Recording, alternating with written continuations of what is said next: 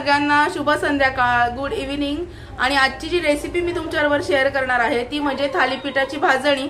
थालीपीठाची भाजणी कशी करायची हे तुमच्याबरोबर शेअर करणार आहे, कारण उन्हाळा लागलेला आहे। उन्हाळ्यामध्ये वरण भात भाजी पोळी हे खायचा कंटाळा येतो, असं वेगळं काहीतरी बरं वाटतं। संध्याकाळच्या वेळेला धिरडं म्हणा, घावन किंवा थालीपीठ असं काहीतरी चविष्ट पण हलकं फुलकं बरं वाटतं, कारण आपण पाणी जास्त पितो त्याच्यामुळे पोट भरल्यासारखं वाटतं। तर म्हटलं थालीपीठ लावूयात, आणि तर भाजणी संपली होती तर आणायचे मला भाजणी करायचीच होती घरामध्ये पण, आणि ऑर्डरची पण होती। तर म्हटलं थालीपीठाची भाजणी कशी करायची हा व्हिडिओ तुमच्याबरोबर शेअर करणार आहे। आणि रोज मी वेगवेगळ्या रेसिपीज पोस्ट करत असते, कधी डेली व्लॉग्स असतात, कधी बाहेर गेले तर तो व्लॉग तुमच्याबरोबर शेअर करते। तर हे जे व्लॉग आहे तुम्ही अगदी आवडीने बघत चला, आणि हे टोटली फ्री आहे। आणि घरातल्याच साहित्यामध्ये अगदी कुठलाच खर्च न करता घरातल्याच साहित्यामध्ये जो पदार्थ आपण करतो तो चविष्ट रुचकर कसा होईल हे तुमच्यापर्यंत पोचवायचं असतं मला, म्हणून त्या रेसिपी तुमच्याबरोबर शेअर करत असते। तर त्या तुम्ही नक्की बघत जा। चला बघूया थालीपीठाची भाजणी कशी करायची, अगदी सोपी पद्धत आहे। चला बघा, आज आपण बघणार आहोत थालीपीठाची भाजणी कशी करायची ते।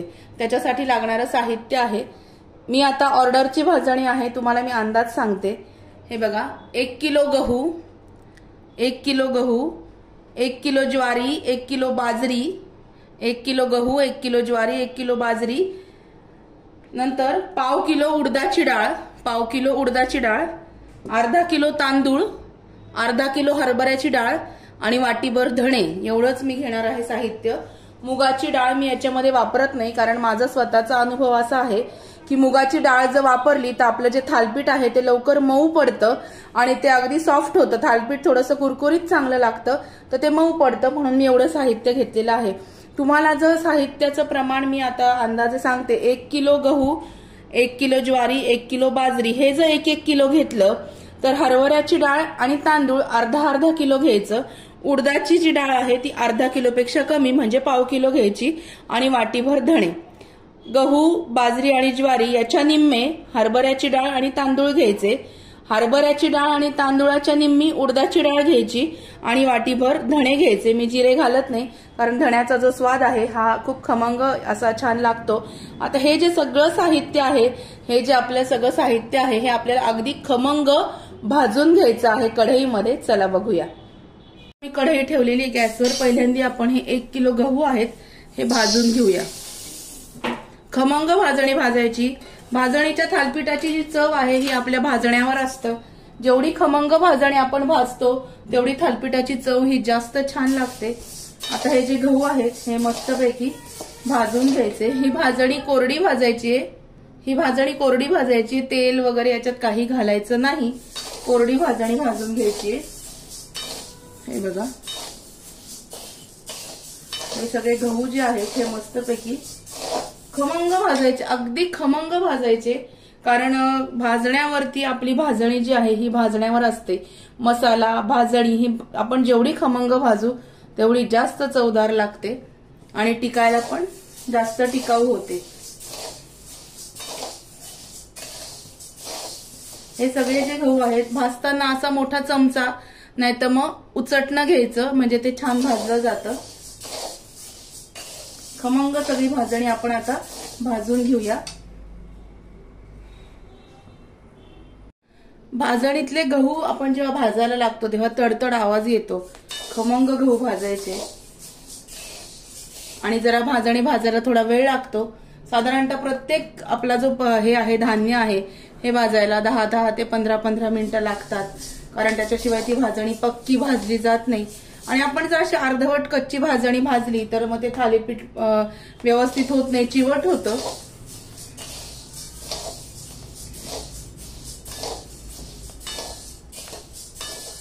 मस्तपैकी गहू आता मस्त भाजून घेऊया, मग बोलते तुमच्याशी।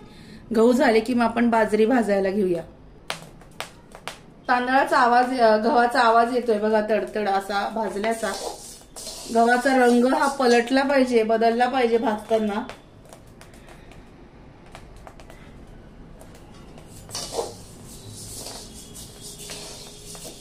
पटापटा उरकायचं म्हणून भाजायचं नाही, अगदी व्यवस्थित काळजीने भाजणी भाजावी लागते। हे बघा, गव्हाचा आवाज यायला लागलाय आता।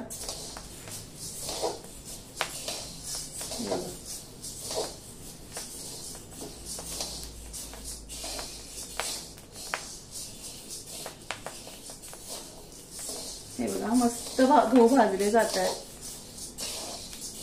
सगळे गहू अगदी छान पक्के भाजायचे.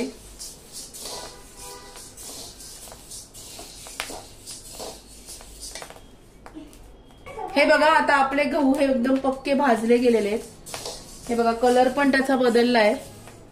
मस्त भाजले गेले की एक खमंग असा वास सुटतो त्याचा, की आता हे कळतं आपल्याला की नाही ही वस्तू आता पक्की भाजली गेलेली आहे म्हणून.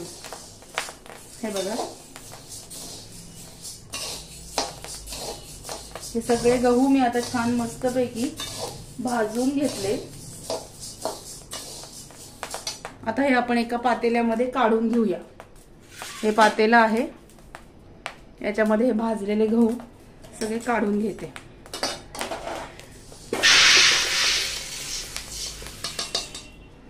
आता आपण याच्यामध्ये दुसरं धान्य घालूया. आपण आता ज्वारी घेऊया. चला आता आपण याच्यामध्ये ज्वारी टाकूया.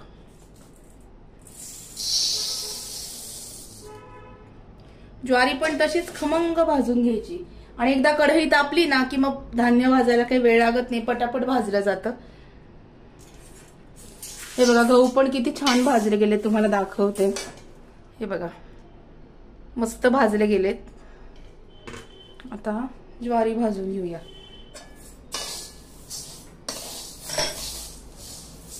तेवढीच खमंग ज्वारी पण भाजायची.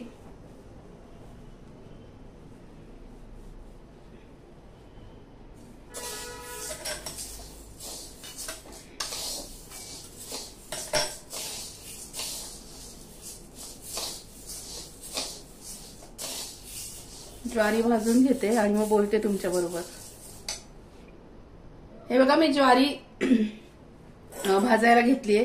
ज्वारी भाजायला लागली की त्याच्या लाया फुटायला लागतात, पांढऱ्या पांढऱ्या. हे बघा दाखवू तुम्हाला. हे बघा अशा पांढऱ्या पांढऱ्या ज्वारीच्या लाया फुटायला लागतात ज्वारी भाजायला घेतल्यावर. पक्की ज्वारी भाजायची, मस्त खमंग भाजून घ्यायची. ज्वारी भाजली ना अशा लाया फुटायला लागतात एकदम, म्हणजे समजायचं की आपली ज्वारी आता भाजायला लागलेली आहे असं.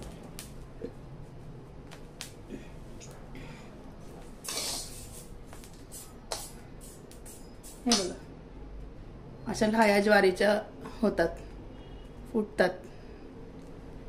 भाजून घेऊया ज्वारी. हे बघा आपली ज्वारी पण भाजून झाली आहे. ती पण आपण भांड्यामध्ये ओतून घेऊया.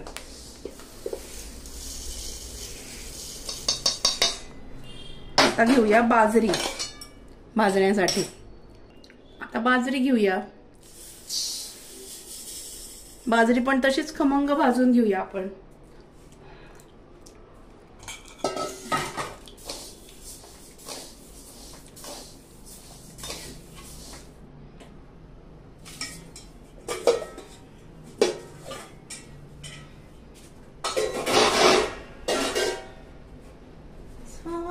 समर्थ तुम्ही स्मर्तृगामी हृदयासनी तुझा प्रार्थितो मी.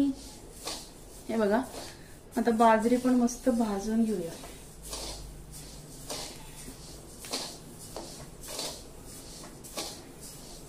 आपण कसं म्हणतो तव्याला जरा ताव आला की कसं पटापटा पोळ्या होतात, तसं कढई जर तापली ना की भराभर धान्य भाजलं जातं. चला बघूया. चला ज्वारी पण मस्तपैकी भाजून झाली. तुम्हाला कलर बदललेला दिसत असेल. हे ज्वारी बाजरीच्या सुद्धा अशा बारीक बारीक लाया फुटतात. हे बघा बाजरी पण खमंग भाजली. एकदम खमंग भाजायची, अगदी चॉकलेटी रंग येईपर्यंत भाजायची, गोल्डन ब्राऊन कलरवर.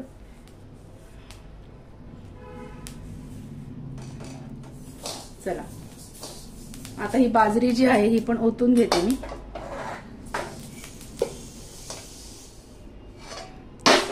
आता घेऊया हरभऱ्याची डाळ. हरभऱ्याची डाळ ही पण मस्तपैकी खमंग भाजून घेऊया.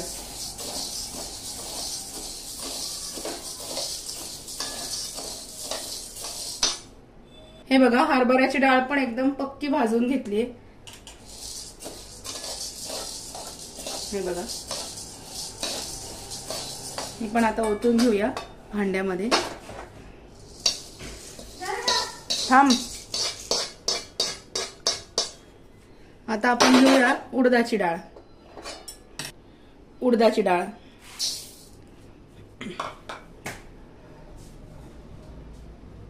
उडदाची डाळ पण खमंग भाजून घेऊया.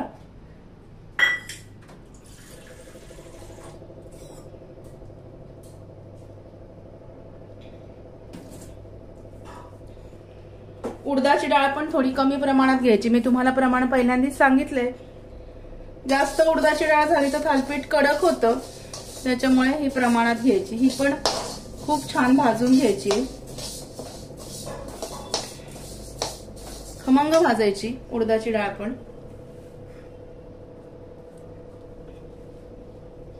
हे बघा, उडदाची डाळ पण एकदम खमंग भाजून झाली.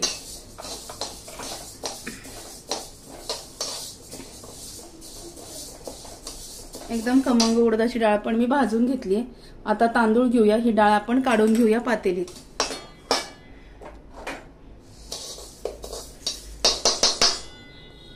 आता घेऊया तांदूळ. तांदूळ सुद्धा एकदम खमंग भाजून घ्यायचे. तांदळाचा तर रंग एकदम चॉकलेटी होतो भाजल्यानंतर. गोल्डन ब्राऊन कलरवर तांदूळ भाजून घ्यायचे. तांदूळ तुम्ही कोणतेही घेऊ शकता. शक्यतो इंद्रायणी नका घेऊ, कारण थालीपीठ चिकट होतं. वेगळा तुम्ही कुठलाही तांदूळ घेऊ शकता.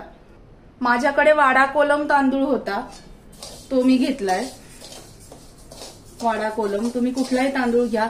इंद्रायणी शक्यतो नका घेऊ, कारण इंद्रायणी तांदूळ काय होतो, मऊ असतो ना. इंद्रायणी तांदळाचा भात मऊ होतो, तर थालीपीठ थोडं चिकट होऊ शकतो. तर इंद्रायणी सोडून तुम्ही कुठलाही तांदूळ वापरू शकता. हे बघा, तांदूळ सुद्धा खमंग भाजलाय. हे बघा, खमंग तांदूळ भाजून घेतलाय. आता राहिलेत आपले शेवटी धणे भाजायचे. हे वाटीभर धणे घ्यायचे. जिरे मी घालत नाही, धण्याचा स्वाद खूप छान लागतो. हे बघा, तांदूळ पण भाजून झाले, ते पण काढून घेऊया आपण पातेल्यामध्ये. आणि आता आपण शेवटी धणे भाजून घेऊया. हे वाटीभर धणे.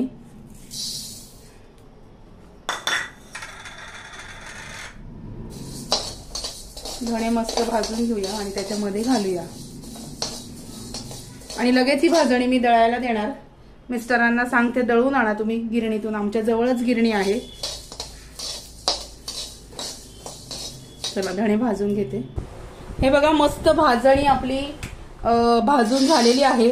याच्यामध्ये फक्त थोडासा ओवा घालते मी, म्हणजे कसं भाजणीला वास छान लागतो. मग नंतर तुम्ही भाजणी करताना ओवा नाही घातला तरी सुद्धा चालेल. हे बघा, ओवा मात्र न भाजताच मी घातलेला आहे.